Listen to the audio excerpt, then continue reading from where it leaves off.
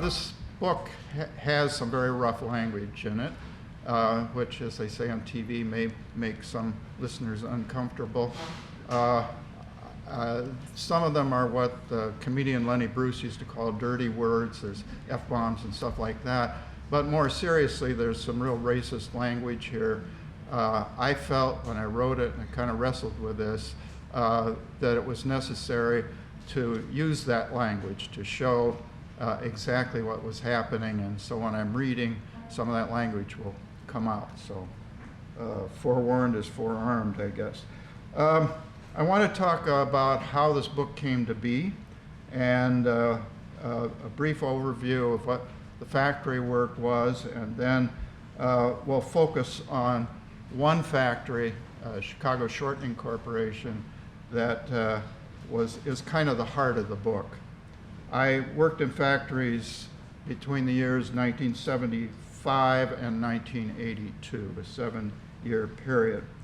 You know, I'm going to be turning 80 in a couple of weeks, and when you get to that point, you start asking the talking heads question, which, you know, and they had that wonderful song about called Once in a Lifetime, and there's a lyric in there that says you may find yourself living with a beautiful wife, you may find yourself living in a great big house, and you may ask yourself, well, how did I get here? You know? And that I was doing that, and I was doing little bits and pieces of memoir, mainly for my own amusement, but you know, kind of to explore some of that. Religion, politics, good ammunition for the family parties. But I decided to take a course in writing memoir, and the teacher said to us, I want you to think about events. It's just a single event. And I want you to think about 3 events that transformed your life, and I want you to write them down on a piece of paper, and I'm giving you 15 seconds. And so we did that. I wrote and I read them, and they were all about death. And I thought, boy, that's kind of deep, you know. But, well, the first was a schoolhood chum. It was my first experience with death when I was in the 5th grade, who got hit by a car. And then there was my dad's death when I was a senior in high school. But then there was the death of a man named Charles Sanders. Charles Sanders was a 24-year-old black man who worked at Chicago Shortening, who I interacted with every day for 2 years. And he was murdered in the aftermath of a strike we had. He was murdered on the shop floor. And I hadn't realized before what an impact that had on me. It was something that was suppressed. And you'll see that even as I read some of this stuff, I get choked up. And so don't worry, it's just me, and it happens, and I'll try not to overdo it. But this has been a very emotional thing for me to recall all of this. So I think I'll wait till we get the microphone situation. Is it okay?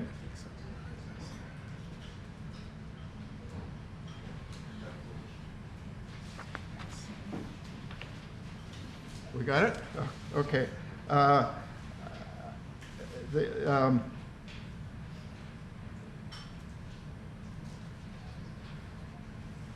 So, okay. The 3 events. Charles, yeah, I was a little distracted by the microphone issues. Charles Sanders' death had a huge impact on me. But as I sat in the class, they had us work out, you know, what was the backstory to that, what happened afterwards, a lot of writing exercises, and I had a little short story by the time that was done, and that became the book. It kept expanding and expanding, and I realized that this is more than a memoir, because when I began to get it all down, it asked the question, how did we get here? How did we get to the place that we're in now, where we've seen heavy industry destroyed, where we've see people really not being very useful to the whole system and being out of work and so forth. How did we get to this point? And I think the roots of that were in my experience in the factories.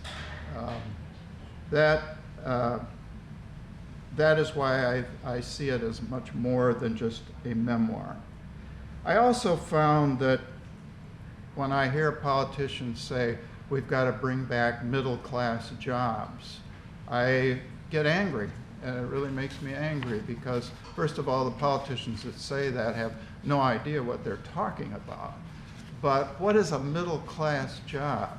And they're talking about the kind of jobs that I worked in for 7 years. And they paint it with this kind of rosy picture. The only sense in which those jobs were middle anything was the wages. I was making in today's dollars for relatively not very skilled work, $23 an hour. You know, and here we are saying fight for 15.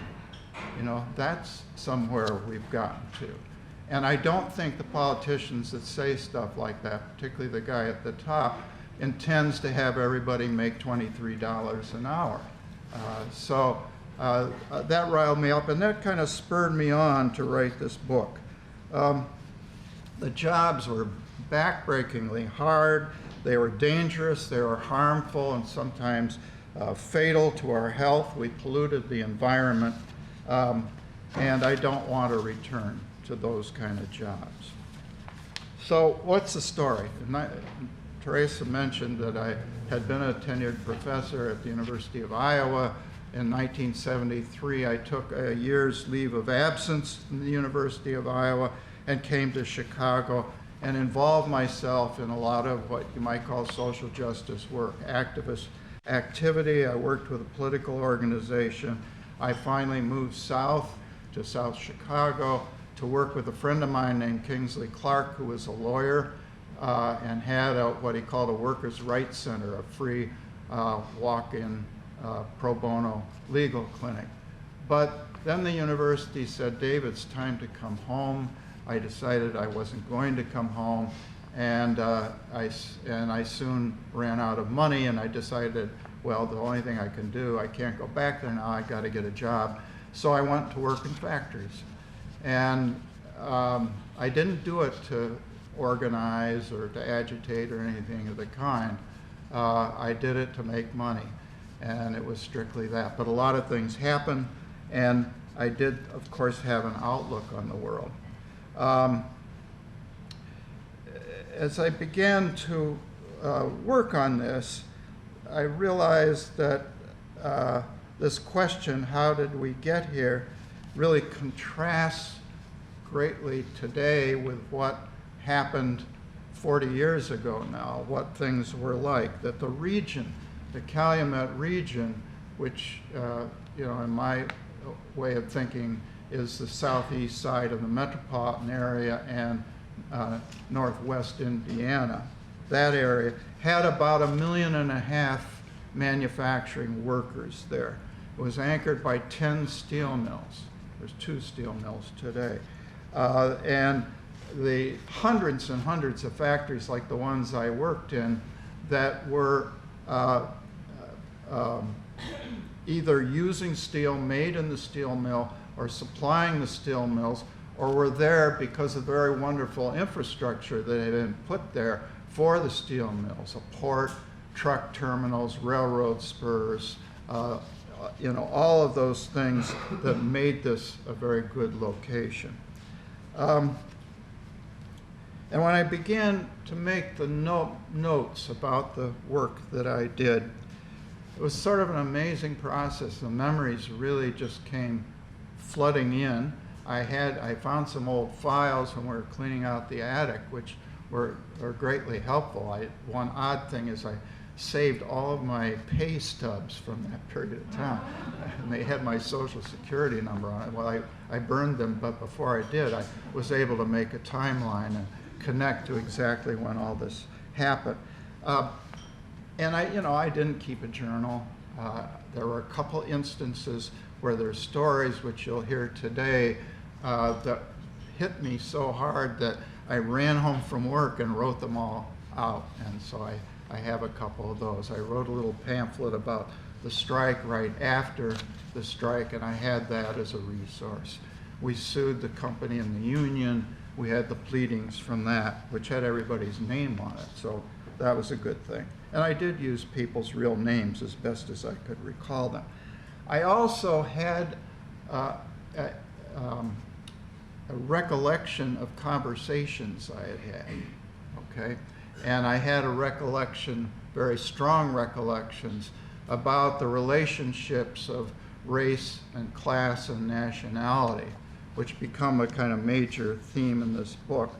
I certainly remembered the environmental issues of that time, how we contributed to the pollution, and the toxic and dangerous working conditions that I worked in. And then as I began writing, I realized something else, that the way I experienced these things 40 years ago was, I looked at it then very differently than I would look at it now, today. And I didn't know, for example, hadn't a clue, that we thought that a lot of the kind of upsurge in worker militants that we're witnessing around the country and around the world was really the beginnings of a new society. And I wanted to be near it. I got nearer than I originally intended, but that's what I wanted to do.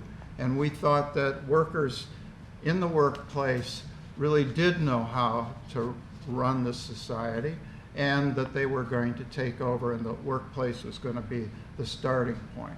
But what we didn't know is we didn't know that there were plans underway that I wrote about in the book that Teresa referred to, Global Decisions, Local Collisions, that would really pull the rug out from under us. Our wages were the result of past worker struggles, militant struggles.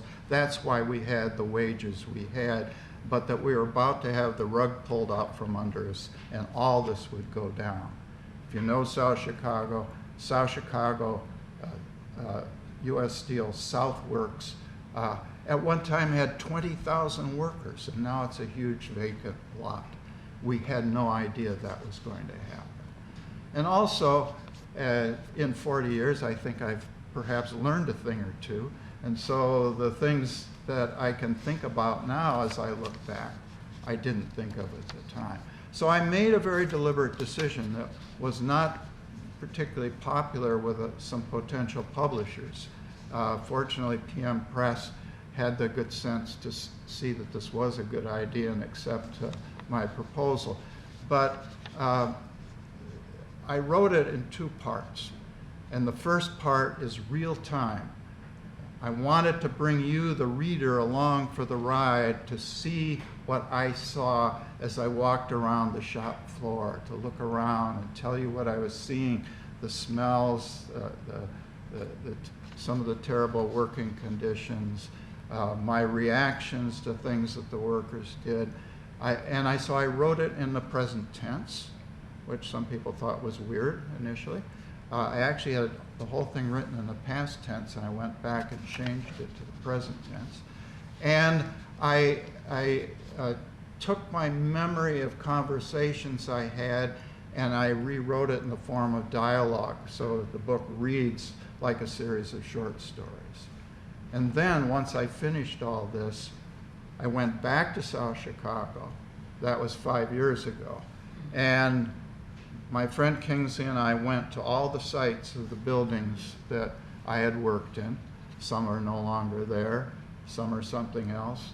And then I went on internet to see what had happened to the companies, and so I wrote a section called 35 Years Later about that. And then at the very end, I have a whole series of reflections about what are middle-class jobs, about race, class, and racism, about a number of things, and I'll get to that at the end. So that's the way the book's set up. Now, I'll give you a little overview of the places I worked. I worked in 7 factories at 7 years. 3 of which I worked for a very, very short time. My first job, I got in a little industrial accident shortly after I got there. It wasn't serious. I cut my head. I talk about it in the book a bit. Had to go to the hospital, but I had to leave the shop floor at a time when the boss wanted us to get a job out. We were working overtime. He was irritated about it, so he fired me practically on my way out the door. Of course, it was highly illegal, but I was kind of relieved, to tell you the truth, to get out of there. It was a real hellhole. Okay, so then I went on and got another job. But then another place, I was really over my head. This was a structural steel place that made basic steel structures that are used in making steel, like those big ladles that they use to pour the steel. We made vacuum chambers and really heavy stuff. And they x-rayed every weld, and I could weld a little bit, but honestly, I found myself having to grind out the welds I had done the day before the next morning after the x-rays came in. And they let me go. And that was probably good too. Third one, I lasted a very short time because this was a company that had a lot of problems with lefties, and it's the only company that really checked my references, all of which were phony. And so they made some calls and found out that the woman who I had agreed in Cleveland was going to answer her phone, Acme Machine Shop, forgot, and said, "Hi, this is Janice," and that was that. So anyway, they fired me real quick. But I ended up spending most of my time in 4 places. One was Chicago Shortening for 2 years, where we had a wildcat strike, and I got fired at the end of that. And that's what I'm going to talk mostly about today. I worked at a place called Solo Cup. We made paper drinking cups. I was a plant welder and also a machine mechanic. I worked there for a year and a half. I got fired from there for trying to organize some of the workers. A place called Thrall Car, I worked for a year and a half. It was way down in Chicago Heights. It still exists. It's called Trinity Rail Group. We made railroad freight cars, and I was a welder there. And then I worked for a year and a half at a place called Foseco Corporation. Foseco still exists. The building that I worked in does not. The site is near Pullman. It's a Superfund site. The pollution and the toxics that we worked with, Foseco has litigation against it for mesothelioma. We worked with silicone, flour, and asbestos. And, I was probably lucky to get out of there with my life. I mean, it was a really terrible place. But I'm going to talk mostly about Chicago Shortening. I worked at Chicago Shortening between 1976 and 1978 and was fired, as I mentioned, as a result of a wildcat strike. It was a strike that had been brewing a long time. There were a lot of angry workers at Chicago Shortening. And the union and company colluded to cook up a new contract. We all voted against it. They took the ballot box away and came back and said that we had voted for it, and everybody said they didn't. But then the interesting thing was, I said very little about this. I told them I'd do whatever they wanted to do. I didn't try to use this as any sort of an opportunity. But management thought that because I was one of the few white people in the plant, that I must have cooked this whole thing up. So I get this call on the plant intercom, Dave Ranney, come up to the vice president's office. He only called me when he wanted a light bulb changed, so I grabbed a couple light bulbs and went up there, and there was nobody in the offices at all. I mean, I looked around. The secretary was gone from the front desk, and I started getting a little worried. And I opened the door and got even more worried when I saw it was my union business agent. And I said some smart alecky thing like, "You got a new job here?" I said, "You're probably better off working in the union hall." And he said to me, he said, he said, what the fuck do you mean by stirring up all the niggers around here? And I lost it, and I started yelling at him, and he was an ex-boxer, unfortunately, and he grabbed me and threw me up against the wall. He hit me so hard that I went flying out of the door of the office, and I got up, and he was yelling at me, I'm going to put you on the floor for good. I pulled out a pipe wrench, and the president of the company suddenly shows up and says, pats him on the back and says, not here you won't, Jim. Called him by his first name, not here. So I made my way down to the plant. I wasn't going to say anything right away because I was too shaken up, and I didn't really want to touch off a strike. But my face was swollen, and somebody said, what happened? And I told them. And about 6 guys went running up to the administrative offices. They said, and they came back, that our union rep was running down the street and jumping into his car. One of them threw a brick through the back window of his car, and then they came in and said, we're going to shut this place down. And that's how the strike started. We shut it down. What did we do there? We made cooking oils made out of rendered lard and tallow, that's pig fat and bovine fat. And we sold it to very large food processors, Nabisco, M&M candies, Keebler cookies, things that I scratched off the shopping list after I saw how they were made. We sold, shipped out 4.5 million pounds of this crap every week. And so we had a 3-month strike. We did, I think, a reasonable amount of damage. It was a small plant. There were 47 workers working on 3 shifts. Most were on first shift. They had skeleton crew on the other 2 shifts because certain machines had to be kept going. The plant was incredibly dirty, smelly, hot, dangerous, frequent accidents. I actually had a very bad accident there where I almost lost my eyesight. I described that in some detail because it's kind of the anatomy of an industrial accident, how it happens, and how the management reacts to it. They're mostly worried about their workmen's comp payments more than me. I don't think any of them came to see me in the hospital, but I was in the hospital for 2 weeks.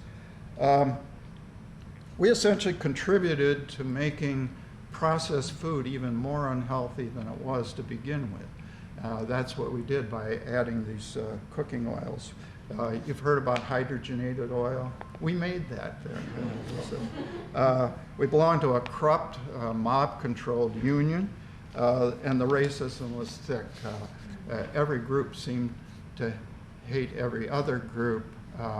The handful of white workers hated absolutely everybody with a darker skin color.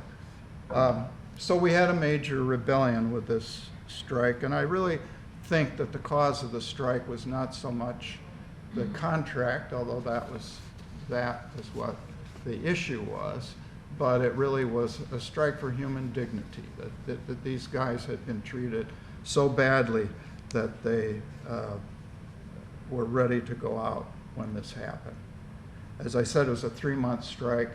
In the end of it, Charles Sanders had been out on disability leave. He had had an industrial accident, which his hand was crushed, and he was out.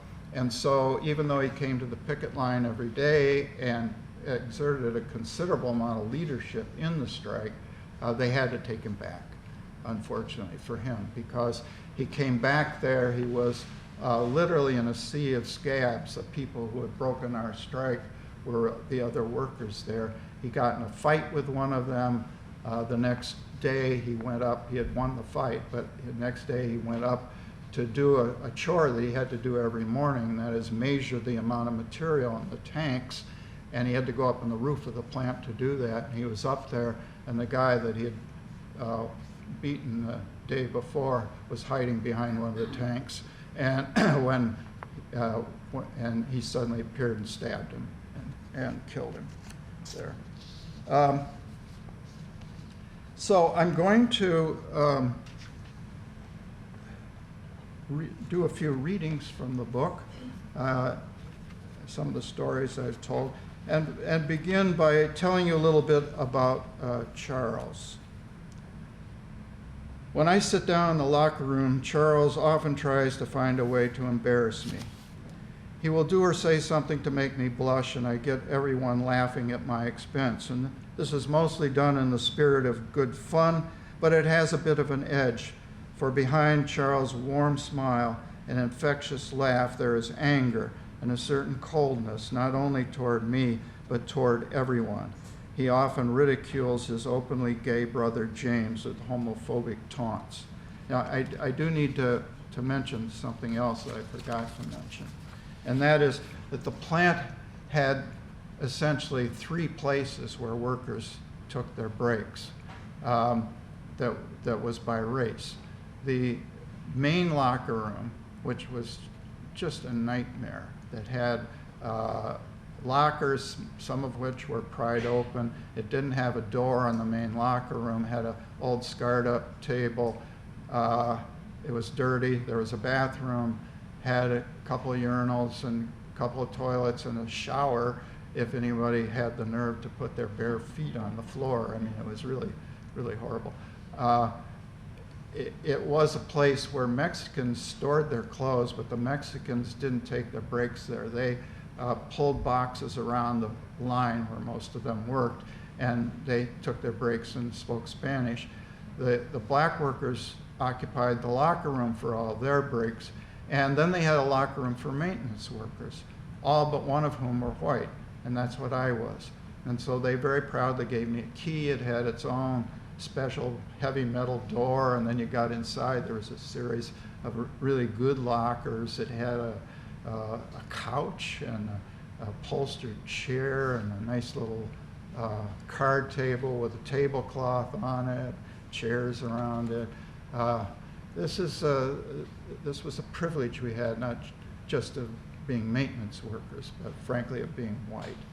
And soon after I got there and I realized these divisions, I just told them one day when I was in there on break, I said, I really want to get to know some of the other workers, so I'm going to start taking my breaks in other places. And they thought it was really weird. One of them said, well, good luck with that. And I think the 2 guys who were pipe fitters were very viciously racist, and I think I was a bit of a disappointment to them. But so anyway, that was a bit of a tension, and I did go to the Mexican area a number of times. I didn't speak Spanish very well, and I could contribute a little bit, but but they were very welcoming and appreciated even my horrible Spanish. They may have made fun of me later, but they didn't to my face. Most of my breaks I took with the black workers in the locker room, and at first there was a bit of tension, a little coldness, but we all got to be good friends, and Charles teasing me like this was just part of what went on, and I got used to it myself. So here's another Charles story. I'm having an easy but boring day. Not much of anything is happening in the plant. I go to the locker room to use the bathroom, and Charles is sitting at the table drawing on a pad. I look over his shoulder, and it is a perfect drawing of some familiar cartoon characters. Sylvester the cat, Tom and Jerry the mice. He's not copying from anything. This is coming right out of his head. You going for a job interview with Disney? Charles smiles. You know what I like about Sylvester? It's when he says, I'm going to love them Mises to pieces.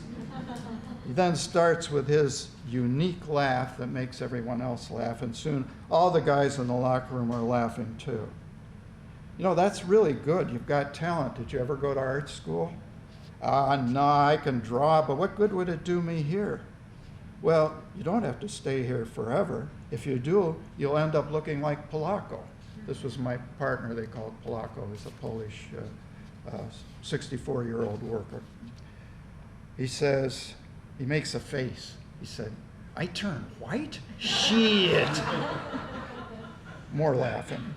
Things get quiet. Charles looks me in the eye and says, Dave, Mayberry lights up a joint and passes it to Charles, who takes a hit and tries to pass it to me. I shake my head and pass it on to James. Dave, I'm beginning to feel a little uncomfortable. What? Do you think you're a nigger? He's looking directly at me, and he has a smirk on his face, and everyone else is looking at me too. I feel an enormous blush coming on. Come on, man, I'm serious. Do you think you're a nigger? Well, I don't know what to say or do, so I sigh, I get to my feet, I start for the door, and I mumble to myself, I don't know. And then Charles interrupts before I could even finish my sentence to myself, and breaks in and speaks very slowly, emphasizing every word. Dave don't know if he's a nigger. Everyone's looking at me now and how I'll react. I feel like bolting for the door of the locker room, but Charles suddenly begins his laugh routine. Before he is through, everyone in the room is laughing, including me. I sit back down. Charles gets up, slaps me on the back, and walks out of the locker room.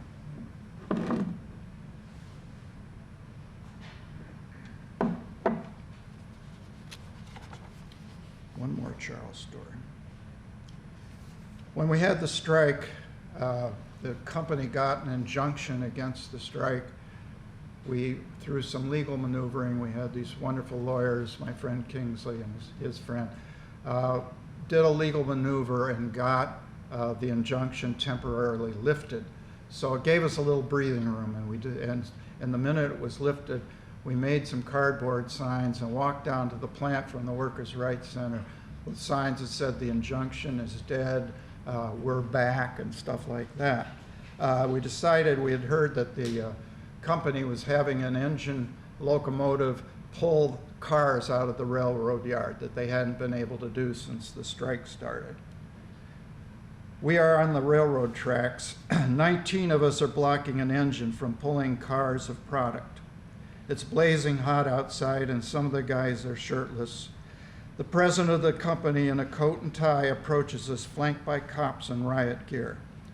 Charles, Lawrence, and I are in front, and we walk up to greet them.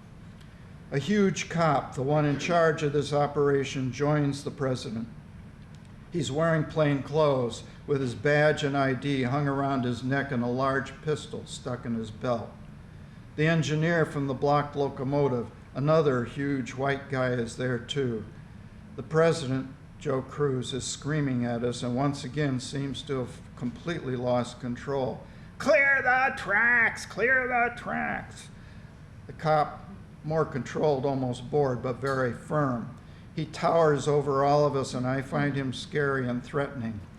In a clear voice that is loud enough for all of us to hear, says, "This is an illegal blockage. Leave or be arrested." Charles steps forward. He stands inches away from the big cop intruding into his space, and he tilts his head up so he can look the cop directly in the eyes. All we want is a fair vote on the contract. Charles' eyes are piercing. His voice is clear. You know, for this is about how we're going to feed our babies, man. Now that's something worth fighting for. So, moving us out of here, it ain't going to be easy. So that was Charles. And they didn't. The engineer said, "There's no way I'm crossing this picket line." And Cruz yelled at him, "You have to, it's your job." And he said, "I don't work for you. Go fuck yourself." Okay, so I'm going to go to another person who we called Mr. Clean. One of the job classifications were people who are cleaners. Okay, they cleaned the floors, which were always filthy and greasy, and they cleaned other things as well. I meet one of the cleaners for the first time out in the railroad yard. There's been a huge spill. The yard is covered with gravel, so cleaning up spilled shortening is a terrible job. I only know this worker by his street name, Mr. Clean. He is named that not only because of his job classification as a cleaner, but because he could have been the model for the mascot used to sell the household cleaner of that name, Procter & Gamble. And like the famous Procter & Gamble icon, Mr. Clean is muscular. He has a perfect build and wears jeans and a tight white t-shirt that shows off bulging biceps and forearms and six-pack abs. He has very light brown skin and a shaved head, and he's standing absolutely still in the middle of the mess in the railroad yard, staring at the sun with his eyes wide open. This alarms me, and I yell at him, "Hey, don't do that, man. You can hurt yourself doing that." He doesn't react. I can see Charles and Mayberry across the yard laughing. Charles shouts over in my direction, "Don't bother him, Dave. He's talking with his people." Suddenly, Mr. Clean snaps out of whatever trance he was in, and he walks over to the building and pulls out a hose and shouts, "You guys get the fuck away. I'm letting loose with some super hot water." If you get sprayed with super hot water, it could be lethal. So Charles, Mayberry, and I clear out, and Mr. Clean lets loose with the hot stuff. When we go into the building, Charles explains that Mr. Clean had been a professional boxer and has taken a few too many punches. But there's a guy you don't want to piss off, he laughs. He now believes that he's an alien stuck on this here earth. "I think I know what he means," I reply. "Yeah, but his people, they live in the sun, and he prays to them now and then, and that's what he was doing."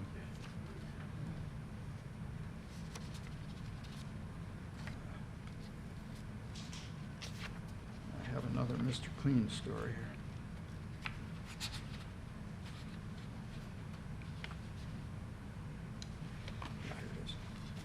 Once a month, the drum that drips chemical into the wastewater has to be replaced, and I'm given a special dolly that can be slipped under a full drum. And then by tilting the drum backwards, I can wheel it across the floor and wrestle it into position. The drum is extremely heavy, and I, on the other hand, am pretty small and weak, and the task makes me feel downright puny. With considerable effort, I'm able to get the edge of the dolly under the drum, but I'm having trouble pulling it back, so the dolly wheels are engaged. I'm pulling with all my might, cursing, probably getting red in the face. The floor is slippery and with accumulated oils, and all of a sudden I lose my footing and I go down hard. I feel a pair of strong hands grab hold of me and pull me to my feet. It's Mr. Clean. He smiles, looking every bit the part of the man on the household cleaner bottle. "Hey, man, don't do that. You might hurt yourself doing that." He tosses my words of a few days ago back at me, and he does it with a huge smile.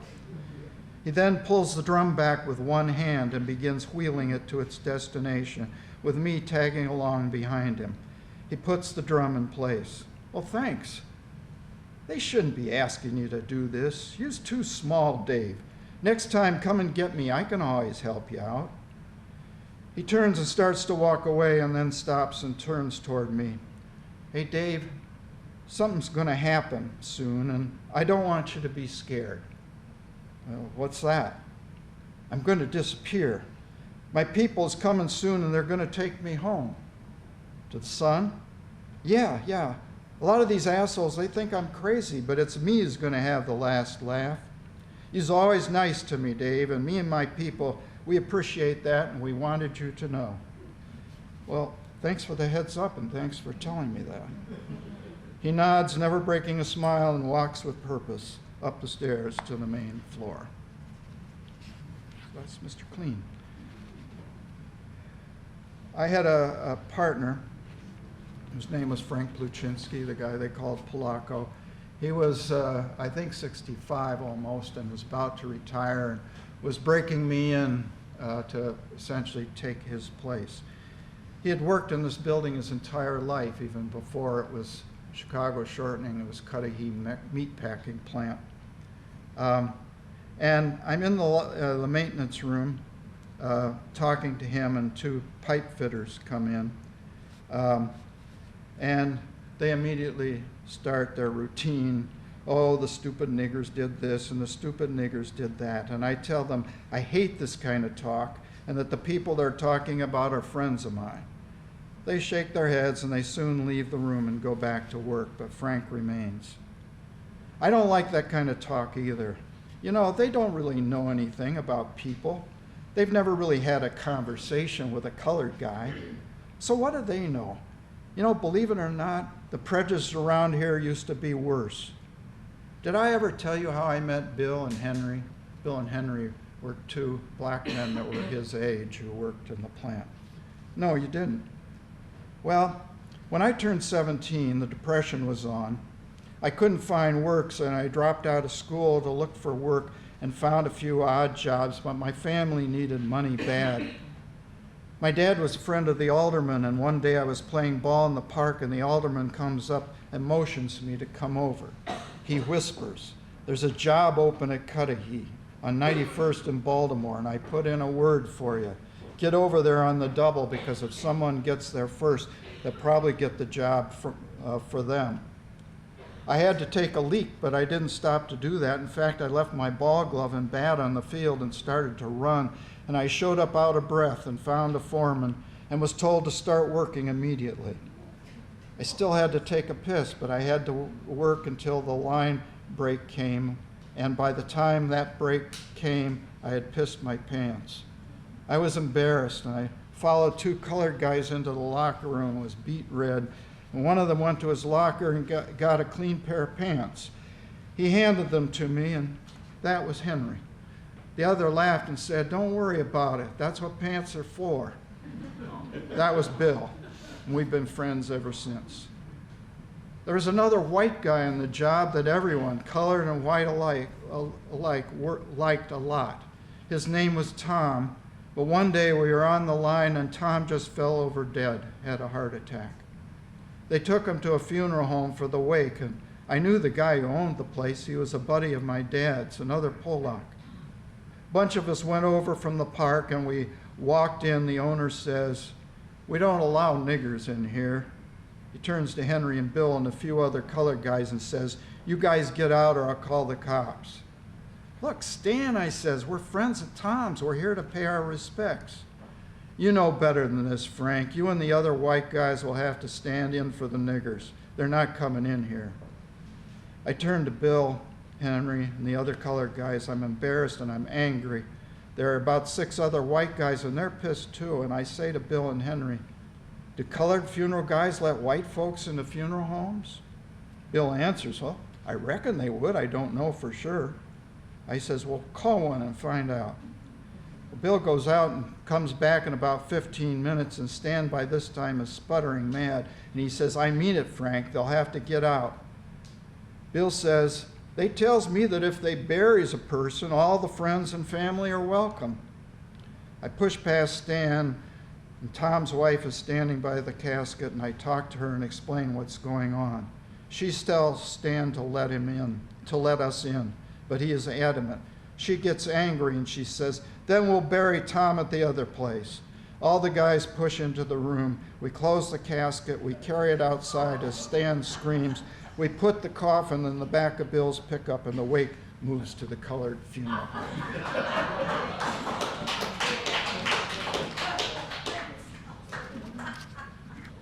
Lastly, Lawrence, who was one of the major leaders. If you look at that, by the way, if you look at this, I got to stand away from the microphone for a moment. This is Lawrence, this is Charles, and this is me. Can you do that again? So I'm going to repeat it so the CAN TV folks can hear it. Can you go point again and say the names, and I'll repeat you? This is for TV. So this is going to be Lawrence, Charles. Charles is all right. Lawrence is the one you're pointing to now, And that's me. and then Charles. I guess you got that, and then Dave. I always ask people when they see this question, guess which one's me? Sometimes when I need to finish a job, I stay over for the second shift, and there's a clear leader in this group, and his name is Lawrence. He works as a pumper, and everyone looks up to him. Lawrence is well over 6 feet tall. He has dark skin and wears black clothes and a beret and dark glasses when he comes to work. Lawrence is articulate and political. He seems to have been touched by the Black Panthers, but I don't think he's a member. One day, Lawrence comes into work with a clipping from the Chicago Defender. It's a photo of one of the Sandinista revolutionaries in Nicaragua. The man in the photo is wearing a camouflage battle fatigues, a beret, and is holding an automatic rifle.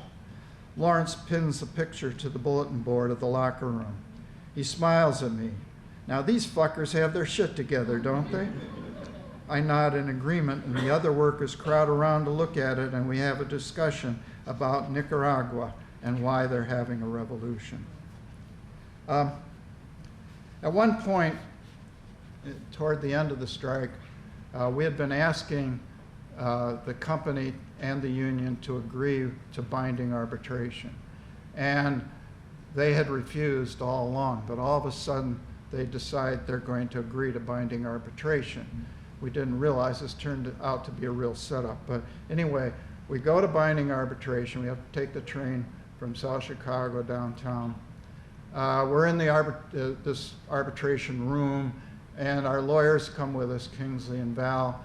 And the union lawyer, a guy named Jim Ben, immediately asked to be recognized by the arbitrator and says, I object to these two lawyers being here. I represent the workers. I'm the union lawyer. They have no standing to be here.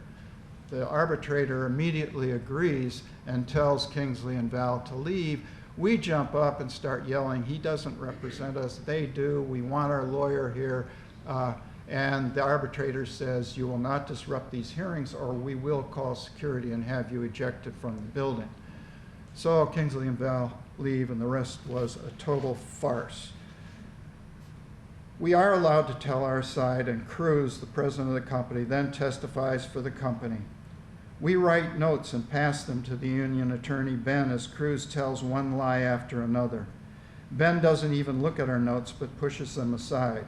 We keep the notes coming, and Ben gets angry and starts crumpling them up and tossing some on the floor.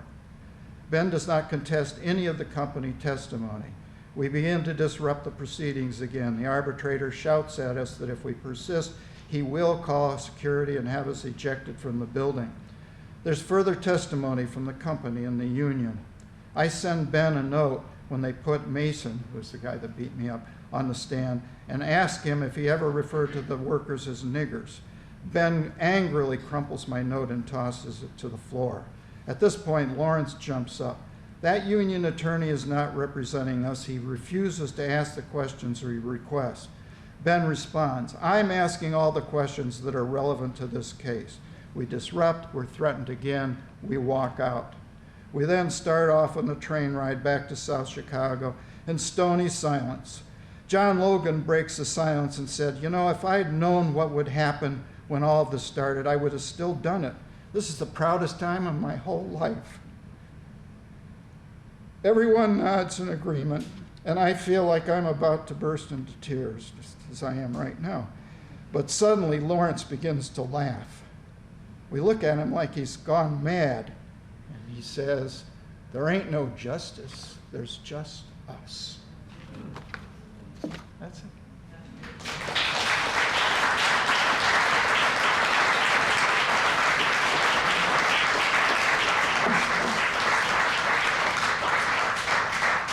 To have some questions. I will say that at the very end of the book, I have a whole series of topics that are, you know, there are things that we can talk about. We certainly don't have to limit to that.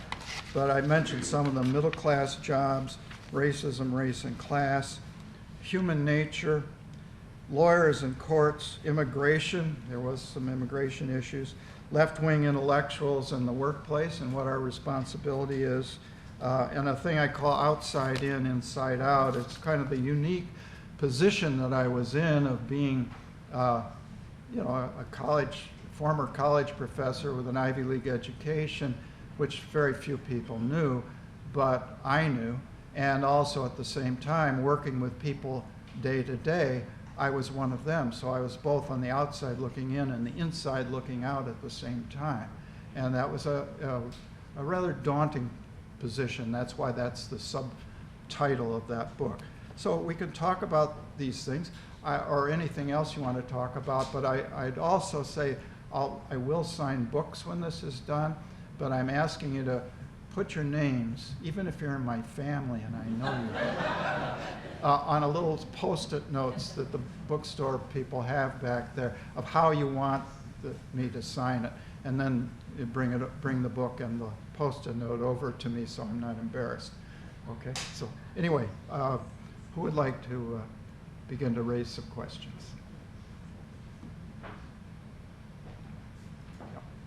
For Ken TV's purposes, we need you to repeat the question when they ask the question. Okay.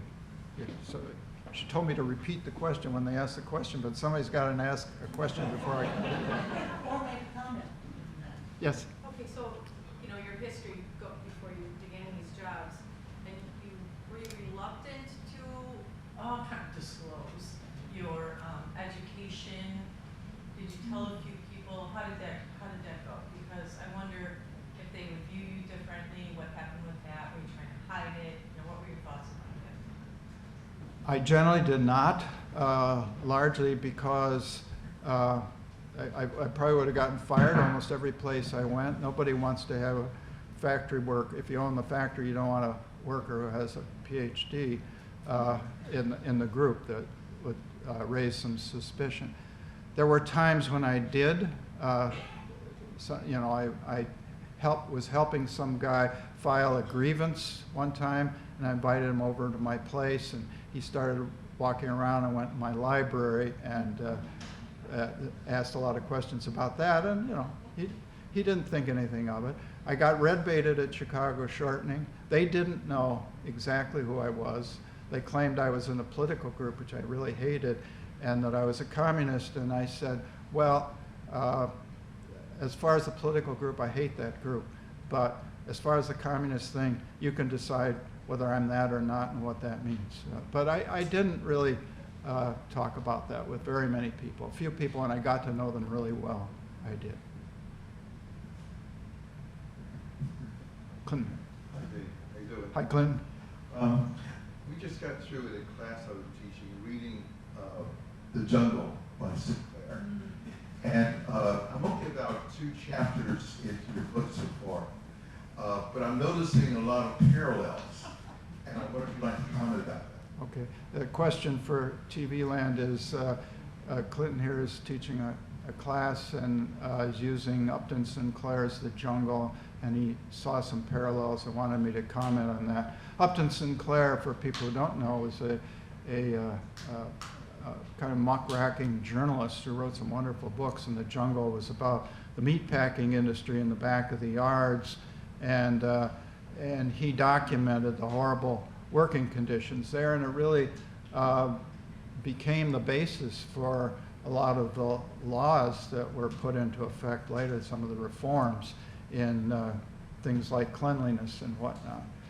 Yeah, I can see why you would draw that parallel. I didn't really think that much about that because I don't know, you really get caught up in the moment. You know, unlike Upton Sinclair, I was really there working every day, and and that really does change things. In writing this book, I think there maybe the parallel is a little more when I actually decided to sit down and write about this, because I do want people to know what those jobs were that we lost. Like I said in the beginning, they were good pay, pretty much, but they were horrible, and we don't want to bring back those kind of jobs in a better society. I'd like to interject for a sec. These are karaoke mics, so you have to talk directly into the mic like this, otherwise you can't hear me. Yeah, that's why they're not giving feedback. So, yeah, I forgot to make that announcement. I apologize. So you can sing your question if you want. No pressure. His I worked in the plastic factory in the 80s,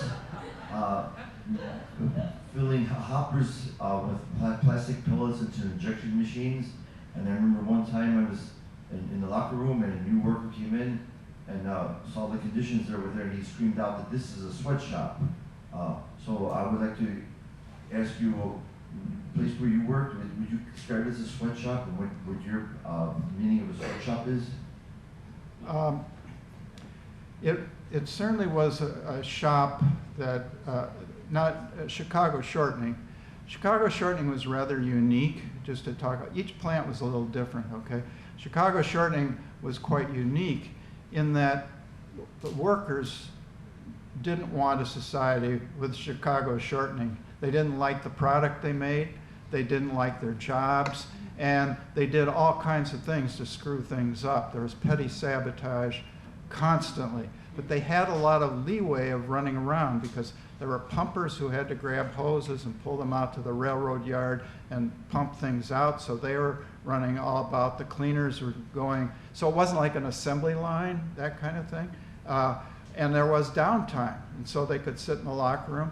The company let them smoke dope and let them drink this drink called shake and bake. And you know, at one point I didn't read this part. When I was sitting there talking to Charles, he opens a bottle of cheap wine, takes a big drink, and he pours Weiler's lemonade in it, and he puts the cap on it, and he shakes it up. That's shake and bake. And he takes a big drink of that stuff, and then he gives it to me. And I said, no thanks. And he says, you know, you're no fun, Dave. He said, you don't smoke reefer, you don't drink shake and bake, what do you do for fun? That was kind of stuff. But no, it wasn't but there was a lot of petty sabotage, like they're supposed to blow out the lines after they pump stuff through it, and they don't do it, and that means it hardens in the lines. That meant me and some of the other maintenance guys had to go and try to clear the lines. Things like that were going on all the time. The spills were done on purpose, almost all of them. And so it was pretty much of a mess. The only place, the place that I worked for the shortest period of time where they checked my references, that was an assembly line. That was lucky that they found me out early on, because that was really tough to be in a situation like that. So, you know, they were all different. The railroad car factory, the conditions were bad, but would I call it a sweatshop? Probably not. Dave, what was your motivation to start this, to go into working in factories? Okay, the question is, what was my motivation to go into the factories? Well, I said at the beginning that, you know, I ran out of money and I needed to have a place to work, to make money. We had this wonderful place called the Workers' Rights Center that my friend founded, and it was a free legal clinic. We gave pro bono legal help, and I worked with him in that place for no money. It was free in every sense of the word. But most of the people who came in were manufacturing workers. And I thought, well, if I'm going to find work, you know, why get a part-time teaching gig at UIC? Why not go and work in the factory? So I did that. We also thought at that time there was tremendous rebellion going on in the factories, and it was sort of typified by what was happening in Detroit. There were these organizations called the Revolutionary Unions. They were in the auto industry, and they were very inspirational to many of us because they actually took over plants and did things like that, showing that they knew how to run the plant to begin with, but also showing a certain amount of militance and a desire for a different kind of society. So I had a lot of high ideals. Frankly, I had a tad of romanticism about factory work, which lasted all of about the first 3 hours I was actually working in one. You know, that it was over at that point. But so that was my motivation, and I think an important point was, and I'll just comment on this outside in, inside out thing, that I knew in all of these places that if things went bad, like when we had this wildcat strike, that if we lost that strike, which we did, that I had a much better chance than anybody there landing on my feet, which I did land on my feet. I got other jobs, but then, you know, I went to a cocktail party and got a job here as a professor. And none of them were about to be able to do that. So I was very mindful of that. And I went out of my way not to try to agitate and say, yeah, that sucks, let's go do something about it. No, I never did anything like that. But on the other hand, when working people express a certain desire for militancy, and it really comes from them and there's good reasons for it, I also didn't see it as my role to try to hold them back, but to try to join with them. And that's exactly what happened in the Chicago shortening strike. There was another big incident at Solo Cup, which I didn't tell you about, which was the same deal. So I hope that answers it. Yes.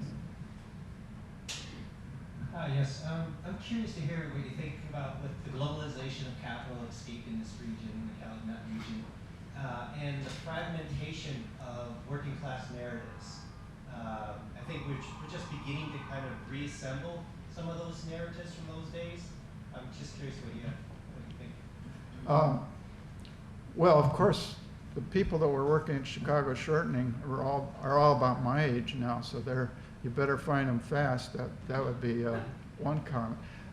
No, I've written a lot about globalization, and my feeling about that is, first of all, when we were there and we were doing all this work, you'll see it when you read through my book that it was getting harder and harder for me to find another job as time went on. There was something happening there. But you know, despite the education and all the rest, and the fact that these are issues that I had looked at as an academic, I didn't see it, and nor did any of my comrades. We didn't know what was going on, but what was going on was that there were changes being made, and I believe they were very deliberate, changes in technologies in the production process to make it possible to break production up into little pieces and manufacture something in one place and another part of the same something in another place and so forth, where it would be cost effective to do that. And that had to do with both the process technology of manufacturing itself, but also the transportation technologies, the big box containers, the development of the transfers from railroad car to truck for shipping, the very complicated just-in-time delivery arrangements with inventory, whole range of things, and then a whole set of institutions that enabled capital to move all over the world. That didn't happen overnight. But that was well underway at the time we were having our wildcat strike at Chicago Shortening. So, and I honestly think that today we're at a similar junction. That is that the crisis that we experienced in 2007 was not just the greatest recession since the Great Depression. It was the beginnings of an ongoing crisis that is still going on, and that something new is coming, and we better find out, you know, what it is and do something about it, which we didn't. And I think that's one of the lessons that I learned as I look back on it. In terms of the workforce being scattered, I think if you're talking about finding those workers that, you know, were down there and getting their narratives, that is getting harder to do. But there are places where such workers hang out, and you do need to find them. You know, there's coffee shops and stuff. At the East Side, there's a lot of this that goes on of older workers. But today, labor is much more scattered. You don't have these big concentrated workplaces. Chicago Shortening wasn't very big, though, and we managed to do something quite significant, I think. But what we have instead is we have a very vital strategic supply chain that spreads around the world and depends on a logistics industry that my son Chris is here, works as part of, where goods are transferred from one mode of transportation to another. where there are warehouses to store things, and you have big outfit like Amazon and their distribution centers. That's where a lot of the workforce is today. And that's very important, I think, for those of us who want to improve things should look to. Dave? Is this on? Yeah, can you hear me now? Yeah. Yeah, just a couple of observations. One of them is,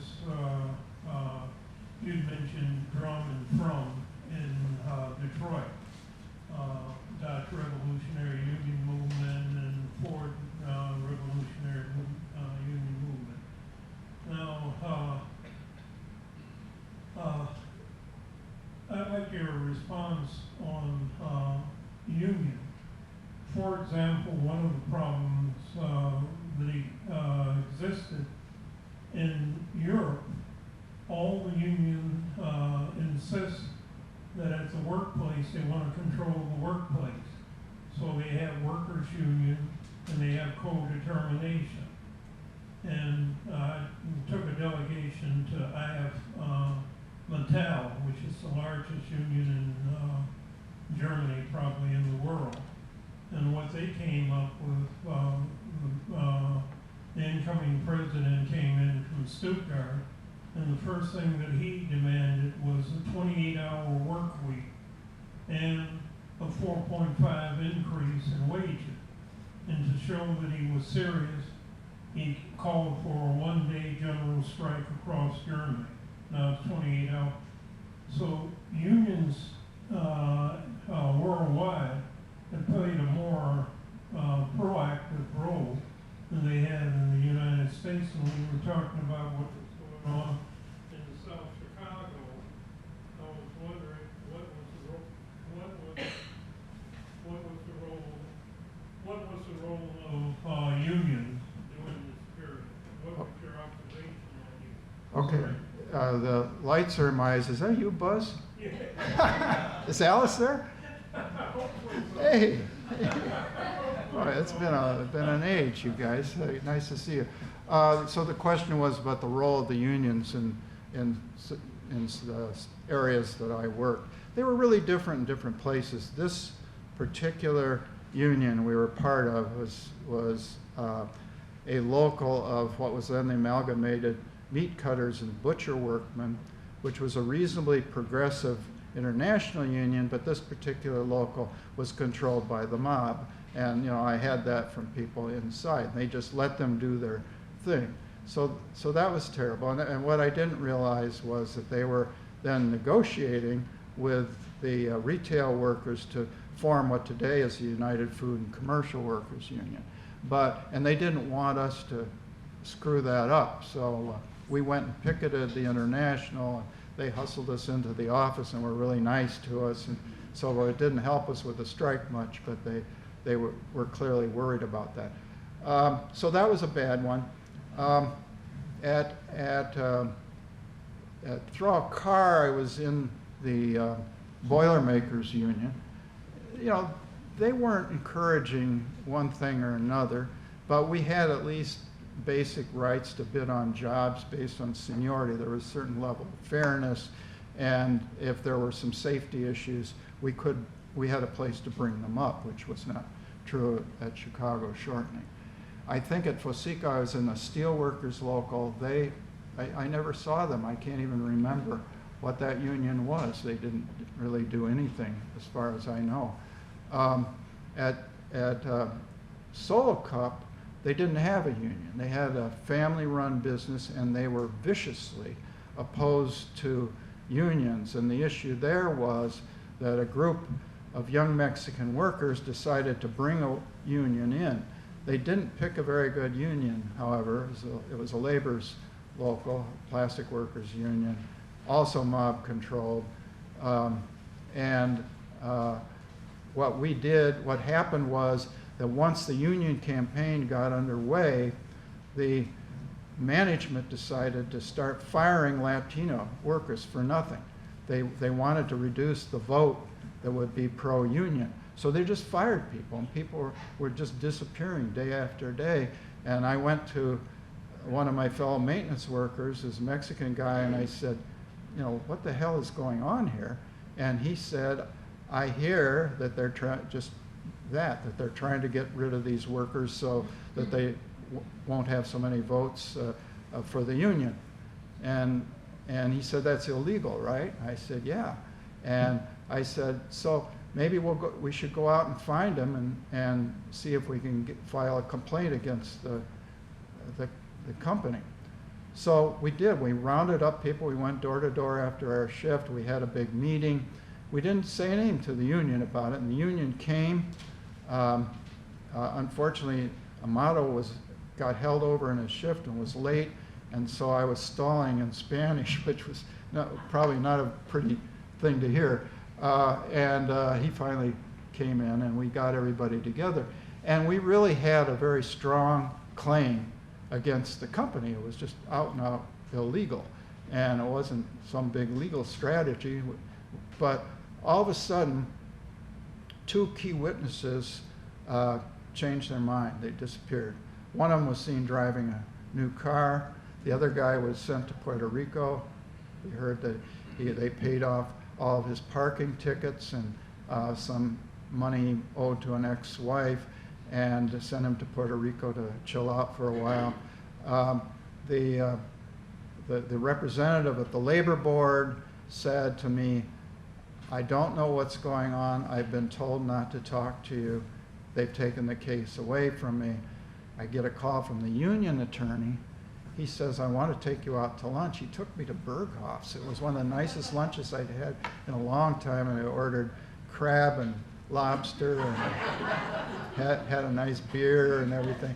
And after we had our lunch and I stuffed myself, he said, you did a really great job, but you got to know when to fold the cards. And I said, oh, I've got a few cards to play. And he just said, no, you don't. He said, this is over. And he said, do I need to make that any more clear?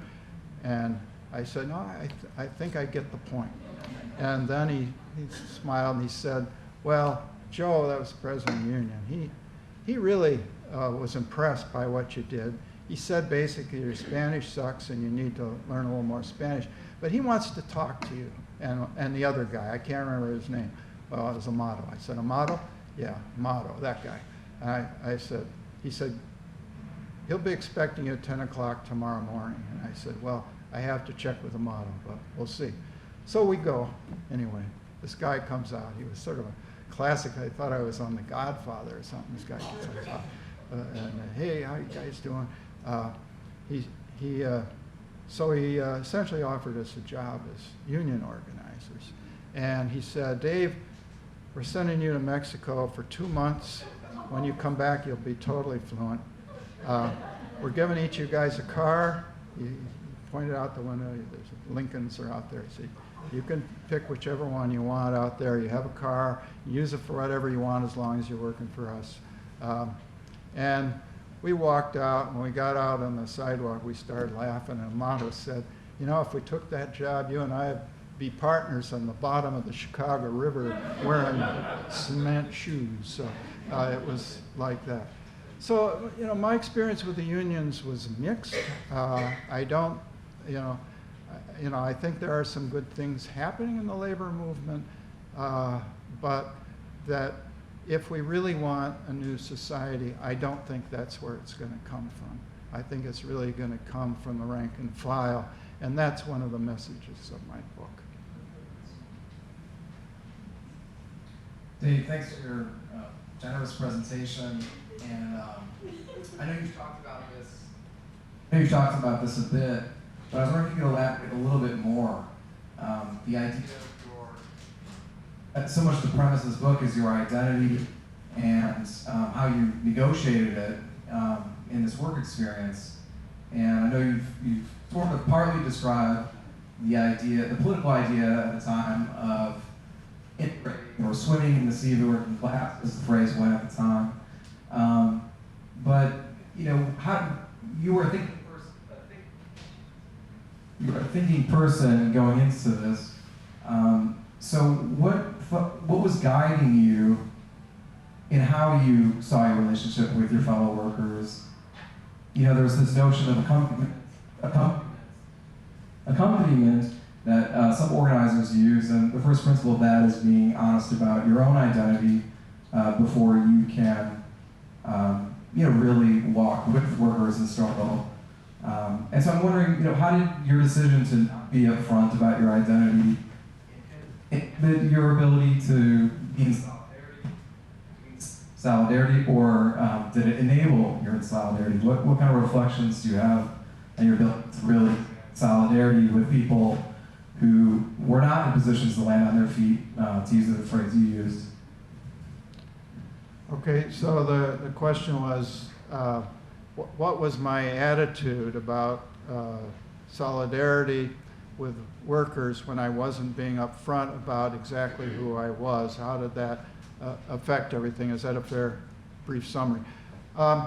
First of all, I was with a political organization. I was with Sojourner Truth Organization. I tell that in the book. We had a very specific approach to this, that I was not sent there by the organization. We weren't in there to get members. We weren't in there to make workers do any particular thing. We were inspired by what we called mass organizations at the workplace. We saw spontaneous organizations forming at the workplace around the country and in other countries as well, that we put a lot of faith in. And we wanted to be close to those organizations. So I didn't have any particular agenda. I had in my files a clipping which I find amusing today. There were all kinds of other left groups that were doing things very differently, and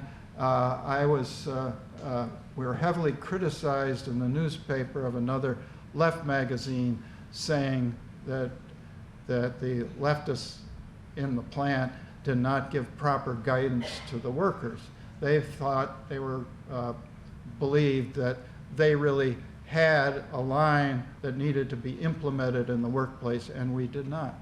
So it relied a lot on spontaneity of people, and my relationship with them was try to be a normal relationship as best as it could be, and like I said, to be supportive of militancy when it came up, but to not try to provoke it, and that was about it. There's a pamphlet called Mass Organizations at the Workplace that Sojourner Truth put out at that time that talks about some of this, and it is available online.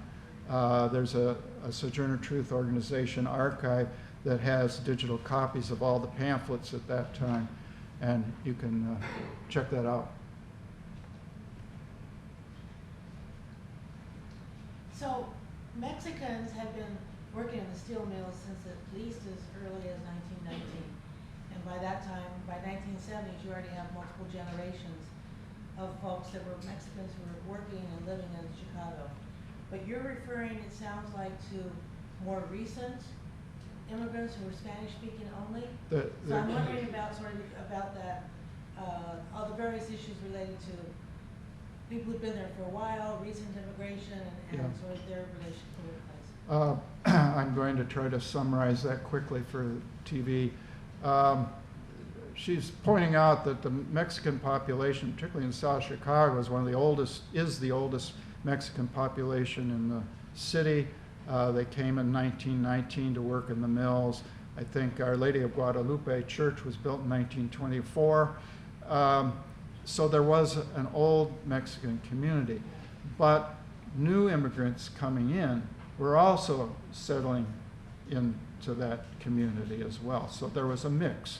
And there was a mix in the plant of those. But the predominant number of people in the plant were relatively new arrivals. Some really didn't speak English at all, some not very much. Like I said, when they took their breaks, they always spoke in Spanish. And some of them didn't have documents.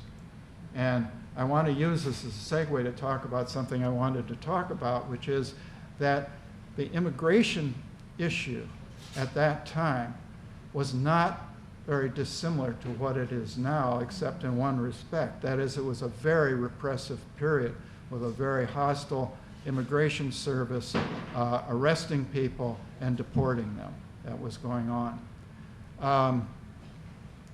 Today, the biggest difference is that they're trying to get people at the border as best they can, but also we had these big workplaces. So the immigration service, they called the Migro, it's called ICE now, it's called the Migro then, the Immigration and Naturalization Service, would bring vehicles up and surround a plant and come in the plant, arrest everybody who looked like they might speak Spanish, sort it all out later, and deport the ones that didn't have papers and let the other ones go back. And so I was actually very active at that time of trying to work on that issue, and the kinds of things we did is we had an immigration rights campaign that the Lawyers Guild implemented, where we had little cards we pass out to people about know your rights, what happens if you get taken by immigration, here's who you can call, you know, kind of giving them at least a reasonable line of defense. But in Sojourner Truth Organization, we produced a pamphlet called Since When Has Working Been a Crime? And it was written in English, and it was directed mainly at black workers because it pointed out that prior to the Civil War in this country, there was something called the fugitive slave laws, where they declared it a crime to be a fugitive slave, and they enabled bounty hunters to go around and catch people. And it was a horrible, horrible thing. But that the abolitionists who were opposed to slavery banded together and tried to foil the slave catchers and supported the fugitive slaves. Now, the point of telling that story to workers then was saying, look, this is a comparable situation. They're declaring, you know, your comrades in the factory to not have a right to be here, and they're going to go and pick them up. We had this incident that happened, which was really interesting, is that I was up changing a light bulb in Maury's office when it was really Maury needed a light bulb change. And when I got down from my ladder, I saw these guys in suits standing out in the hall with Maury. He had stepped out while I was doing this, and as I was going back to the plant, I looked over their shoulder, and they had a badge out, and it was the Migro. And so I went down to the plant, and I went to the line where the Mexicans were, and I said in Spanish, you know, the Migro in the plant, get out of here. And they all took off. And so I'm standing there, and I feel like Lucille Ball and trying to keep up with the line. And a couple of black workers came along and said, what are you doing? And I explained to them, and I said, they're going to take those people away from their families. They'll just take them and deport them. It's horrible. And so they all pitched in. So pretty soon we had the line all filled. And so then Maury comes strolling down with the two Migro agents, and I looked out and I could see these vans outside and everything. He said, what are you doing? And I said, well, there was a family emergency, and they had to go. I said, I don't know why, but they had to go. And I said, that's okay, we'll do this for you until things, so then he just shook his head. He didn't really want them taken away because it would have been a real pain in the ass if, he had lost all of his workers. It would take a little time to fill up that line with new workers. He didn't care about them. But so anyway, that was sort of an example of some things that went on. But what I've come to is that because capitalism was in crisis then, that the immigration issue heated up, and people, black people, white people, feeling threatened, went along with it. And I think the same thing is happening today. And it's worldwide. It's not just the United States. There's migrants all over the world that are crossing borders, and immigration is an issue in absolutely every country. And I think that's a sign of crisis, and certainly a very critical issue that I know a lot of good activists are involved in. We just need more. One last question. So in one of your books, I don't remember if it's New World Disorder or if it's the Global Decisions, you talk about showing up for work and the factory being closed. So in the context of globalization, can you talk about that whole process of starts to set into motion with deindustrialization? Yeah, talked about showing up for work and a factory being closed. That was Wisconsin Steel. I wasn't working there. But that is what happened. That the Wisconsin Steel was shut down just like that. This happened again and again, though. This wasn't the only example, but that was one of the first ones. That was like around 79, I think, when that closed, if I'm not mistaken, or maybe 80, around there. And they put a lock on the gate, put a sign, said Cerrado closed, you know, and people showed up for their shift, their job was gone. They had security guards escorting the people that were in there to the gate and letting them out, and that was the end of it. So yeah, it happened fast like that in a number of places. Other places, like the steel mills, for the most part, it just kind of dribbled away. You know, U.S. Steel Southworks, the population went down and down and down until there was, nobody left, and they disinvested. That was the other sign. I mean, U.S. Steel Southworks had gotten a grant actually to put in continual caster technology, which was the latest technology at that time for making steel that they needed to do if they were going to stay open. And instead, the corporation took the money and bought condos in Florida and other stuff with the money, and they never put the continuous caster. The handwriting was on the wall there. There were some protests over that. I was involved in that a little bit to try to force them to use the money in the right way, but now it is what it is, a big empty lot. Yes? So you talked a little bit earlier about some of the problems with the idea of the middle class jobs, which is basically just shorthand for factory jobs or industrial jobs. So I was just curious what you thought about planning or policy interventions that are aimed at maintaining these types of jobs. I'm thinking specifically of like within manufacturing districts in the city of Chicago.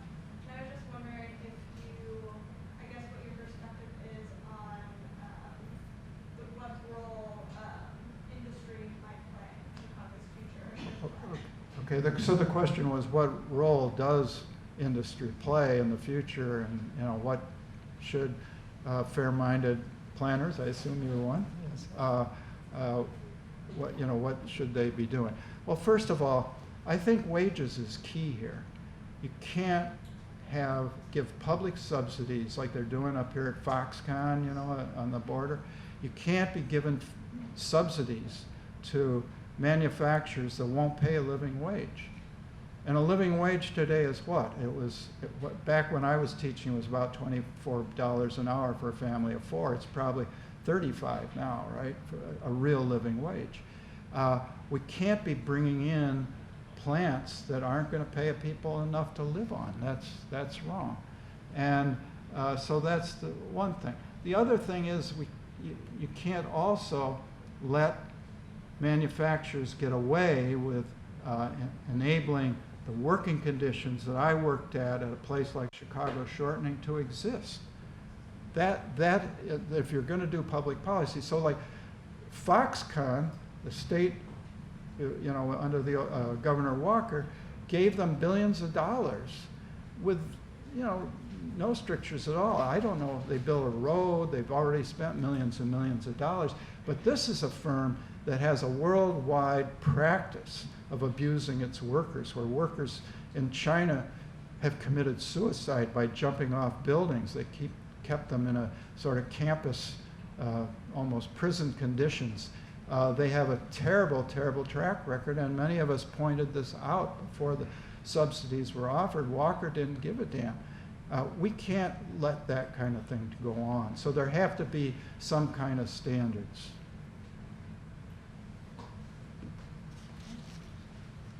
Anyone else?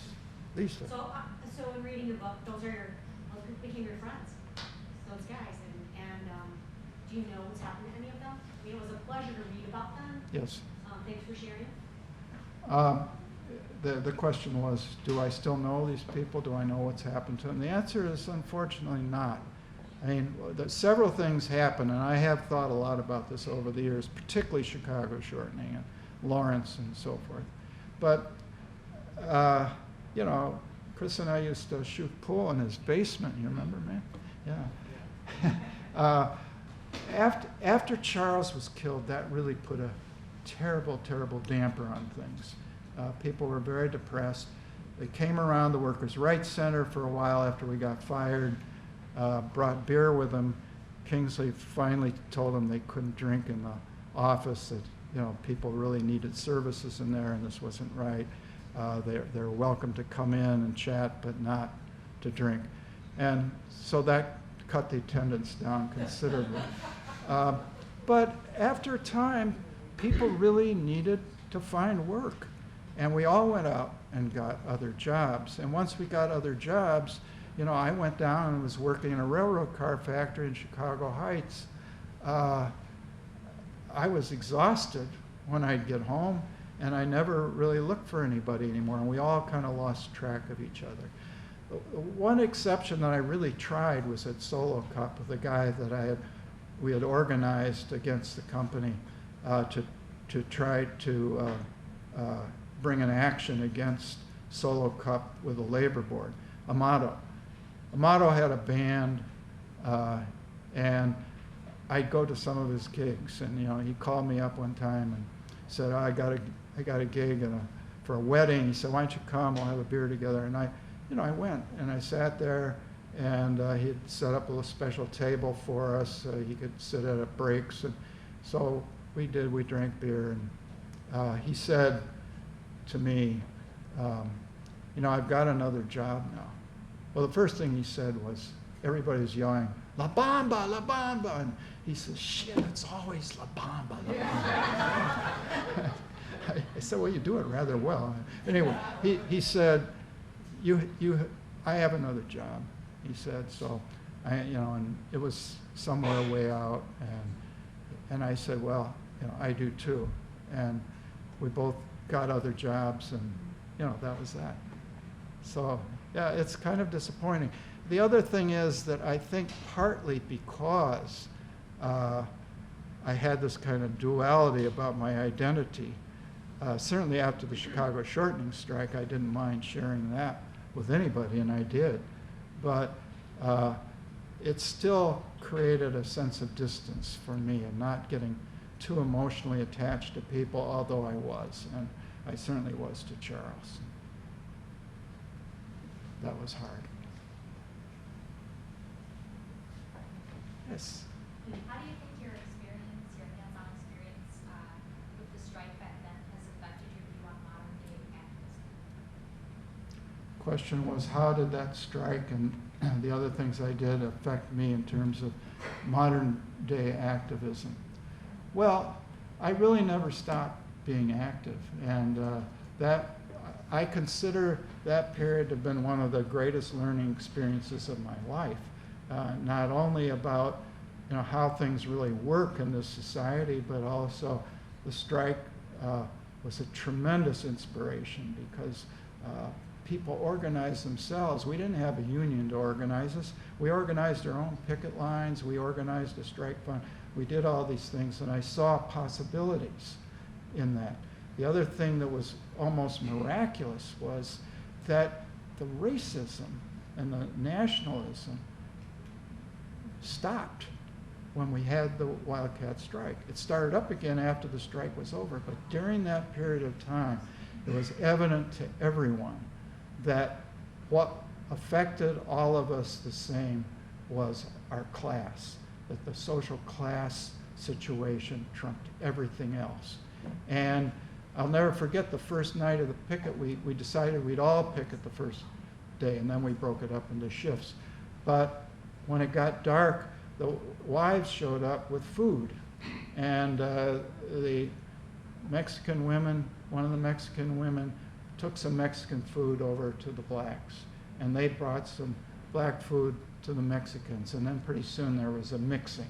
And if you look at the pictures of the picket line, I've got this marvelous picture of Mr. Clean playing basketball with one of the Mexican workers. You know, there was this mixing that went on, and it does show the power of class once it becomes evident that, you know, we are all oppressed in the same way, even though some groups are oppressed in a very specific way that is extremely important, not only to recognize but to support one another, that the class thing is overall. And that came out, of course, the strike. So I learned things like that. And I tried to carry forward as I went along. When I came here to the university, I immediately started working on trying, I knew by this time that factories were going down, and tried to help support the workers with the research that we did here. And I, and also tried to prevent some shutdowns as well. And here I am. And I have a 21-year-old granddaughter who just asked a great question.